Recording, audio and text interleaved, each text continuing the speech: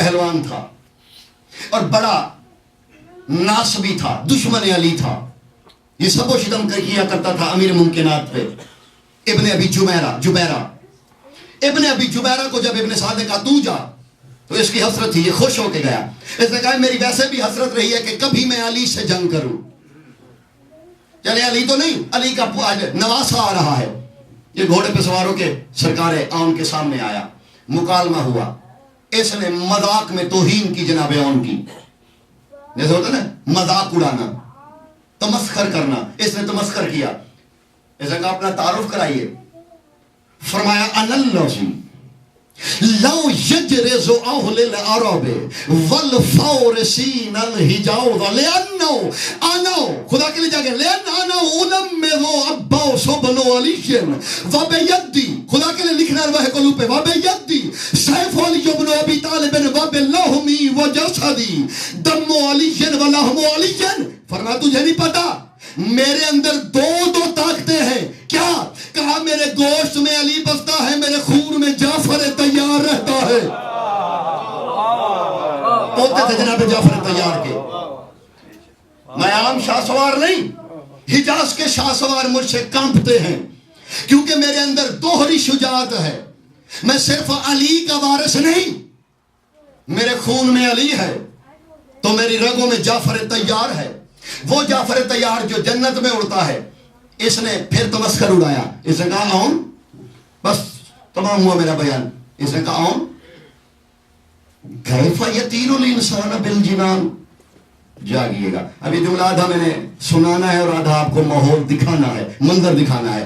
کیف یطیر الانسان فی الجنان، اون یہ جو تم فخر سے کہتے ہو کہ آپ کے دادا جعفر تیار جنت میں، کیونکہ جناب جعفر تیار کے بازو شہید کیے گئے تھے، اور نبی اکرم کی حدیث ہے، سرکار نے فرمایا تھا کہ اللہ نے جعفر تیار کو دو بازو عطا کیے، دو پر عطا کیے ہیں کہ وہ جنت میں پرواز کرتے ہیں۔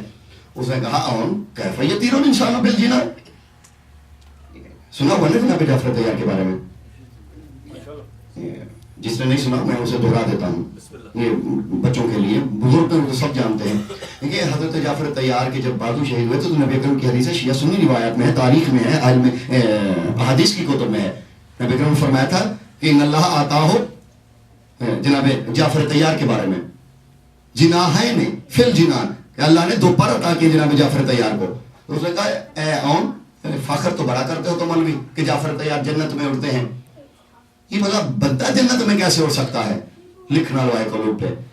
اب ایک لمحے کے لیے پڑھ کے نہیں جھپکنا، یہ جناب اون کے فضائل پڑھنے لگا ہوں۔ جب اس نے کہا نا کہ کیسے اڑ سکتا ہے بھلا بندہ جنت میں، اس نے کہا تھا کیف یطیر الانسان فی الجنان، جنت میں انسان کیسے اڑ سکتا ہے؟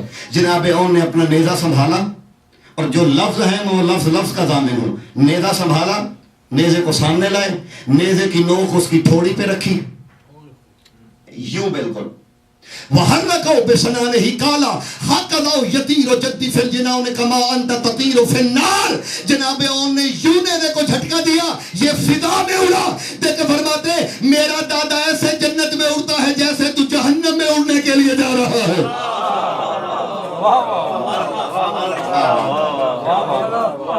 سلامت رہے۔ اور دو چیزیں پھینکی ہوئی، مورخین نے لکھا ہے کہ واپس آتی ہوئی، جاتی ہوئی تو دیکھی گئی ہے، واپس آتی ہوئی نہیں دیکھی گئی، جاگیے گا۔ دو چیزیں ایسی ہیں کہ جو جاتی ہوئی تو نظر آئی ہے، واپس آتی ہوئی نظر نہیں آئی۔ ایک خیبر میں علی کا اڑایا ہوا در، کیونکہ دیکھیے اب یوں کوئی چیز فضا میں پھینکے وہ جائے گی پھر واپس آئے گی، کہاں تک جائے گی؟ وہاں تک جہاں تک آپ کے پھینکنے کی طاقت ہو۔ اور جب علی نے پھینکا تھا تو یہ بندے کا ہاتھ نہیں تھا، ید اللہ تھا، طاقت ختم ہوتی تو در واپس آتا۔ دیکھیے جب طاقت ختم ہو تو در واپس آئے۔ اور فرماتے دوسرا اون نے جو ابن ابی جبیرہ کو پھینکا ہے، بس پوری فوج اشکیا نے ابن ابی جبیرہ کو جاتا ہوا تو دیکھا ہے، واپس آتا ہوا کسی نے نہیں دیکھا۔ کیوں؟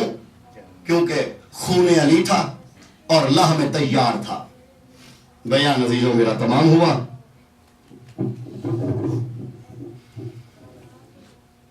میں نے آج جسد بھائی سے کہا تھا حضرت شاہ علی سنگھ کے جنازے شہزاد خان کے شبی کوشش کیجیے تیار کیجیے، انہیں کسی وجہ سے نہیں ہو سکے، لیکن میں سمجھتا ہوں خوش قسمت ہے وہ بندہ جو قوم محمد کے جنازے اٹھائے. یہ وہ مظلوم ہیں کہ جن کے جنازے اٹھائے نہیں گئے. اور عزیزوں ہر جنازے کو اٹھنے کی خواہش شاید اس کے کسی وارث کو ہو. یہ وہ دو مظلوم ہیں کہ جن کی ماں کو آج تک خواہش نہیں.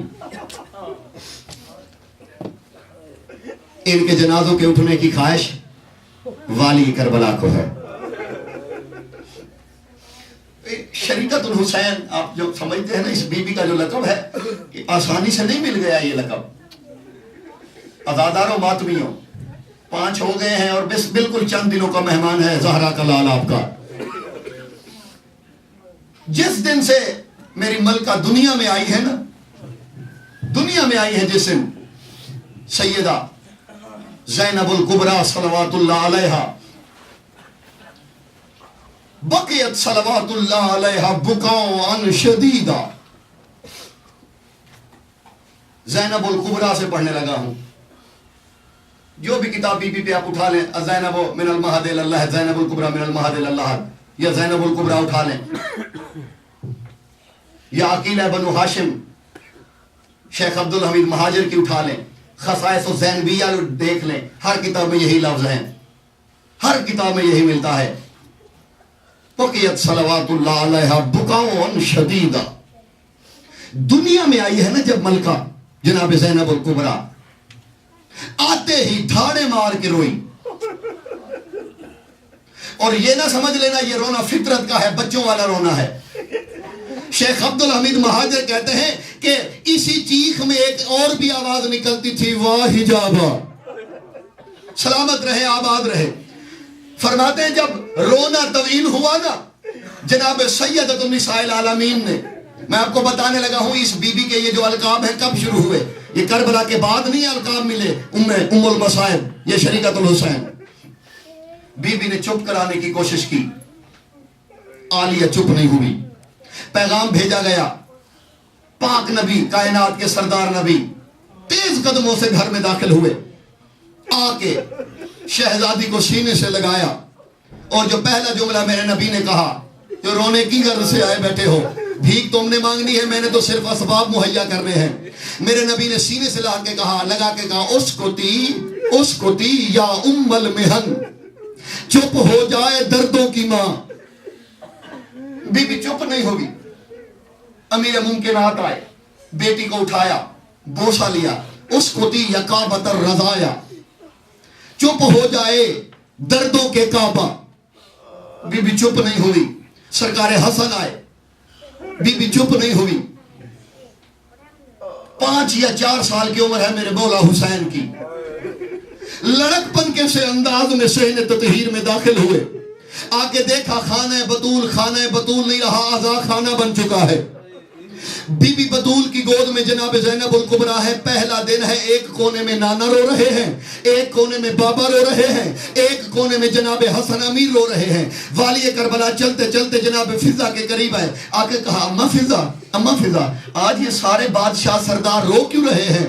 بی بی فضا کہتے ہیں حسین تجھے نہیں پتا جب سے تیری بہن آئی ہے نا دنیا میں زینب کبریٰ، ہاں ماں، تب سے تیری اماں چپ کراتی ہے زینب چپ نہیں ہوتی، تیرے نانا چپ کراتے ہیں تے زینب چپ نہیں ہوتی. ایک معصومیت کے انداز میں کہا اما فضا انصاف تو کر. میری ماں اقلیم عصمت کی ملکہ، میرا نانا نبوت کا تاجدار، میرا بابا ولایت کا شہنشاہ، میرا بھائی امیروں کا امیر. اما یہ سارے امیر ہیں، امیروں کو کیا پتا غریب چپ کیسے ہوتے ہیں؟ جو درد والے بیٹھے ہو، اما امیروں کو کیا پتا غریب چپ کیسے ہوتے ہیں؟ اما غریبوں کو چپ کرانے کے لیے غریبوں کو ہی پتا ہوتا ہے. اما اب غریب آ گیا ہے نا، اب دیکھنا غریب کی غریب بہن چپ کیسے ہوتی ہے. میرے مولا نے جلدی سے قریب آئے اور اما سے یوں ہاتھ بڑھائے، بہن کو ہاتھوں پہ اٹھایا، پہلا جملہ کہا اسکتی یا ام المصائب. پہلے دن کا لقب ہے جو مولا حسین نے دیا ہے، اے مصائب کی ماں چپ ہو جا. بی بی چپ نہیں ہوئی. عزیزوں ماتمیوں، جب بی بی چپ نہیں ہوئی نا میرے مولا حسین کی آنکھوں سے آنسو جاری ہوئے. اب میں روایت بس یہیں پہ مختصر کرنے لگا ہوں. جب آنسو نکلے نا اور ایک جملہ کہا میرے مولا نے، زینب चुप तो ऐसे नहीं होती जैसे तेरा मेरा कोई मुआहदा ही नहीं है। ज़ैनब तेरी मेरी शरीकादारी ही नहीं है। जब कहा ना तेरा मेरा कोई मुआहदा ही नहीं है, बीबी चुप भी हो गई और आंखें खोली।